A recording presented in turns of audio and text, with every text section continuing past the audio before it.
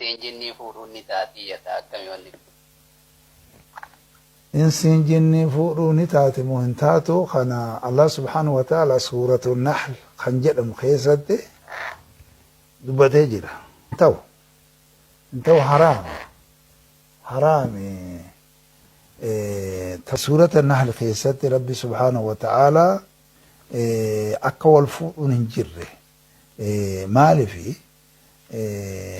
نمي توكو إسا توكوتي أكبو هروب جيتش نمي هذا منا في أبا منا وليته سنين على تيمو ركوتو سيمودة جنسيتي بوهارا دوبا جنسيتي بوهارا وانت يبي أكا هنتان تو ربي سبحانه وتعالى دوبا تجرى دوبا داري الأكاسيتي العالما والله جعل لكم من أنفسكم أزواجا أكخانا وجعل لكم من أزواجكم بنين وحفدة أكخانا من أنفسكم جأجر خنا الراملة انتهوا جأجرني بر انتهوا بر ركو أمما بر fuudhuu fi heerumuu illeen haraama jechuudha. انتهوا مالي في ركو أمما بر أسمى بيته Biyyootee jedhama keessatti gaafa tokko gaafa nuti dura gallee takka waan takka argame duuba takka dhageessanii karaa caffee kanatti maaltu argame intalti sagwaramteetuma itti gorte nama tokko naqa ceelchii jetteen waraabessan sodaata hogguu laalu inni warra biyyaatiin beeku eessa micayyoo ati micayyoo eessa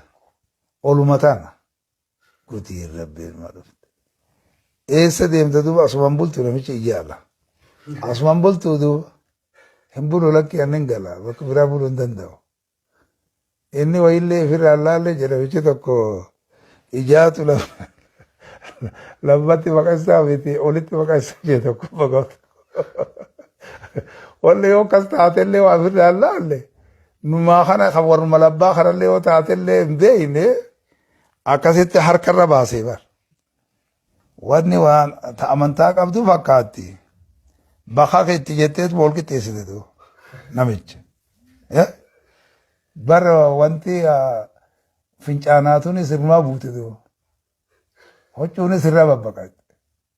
fitinuma rabbiitu afaan banee dhiyyu tu akkasi jinsitti bu'aara waan ta'eef مالف ربنا سبحانه وتعالى واي هواء في نبي آدم كي ستسبر إناني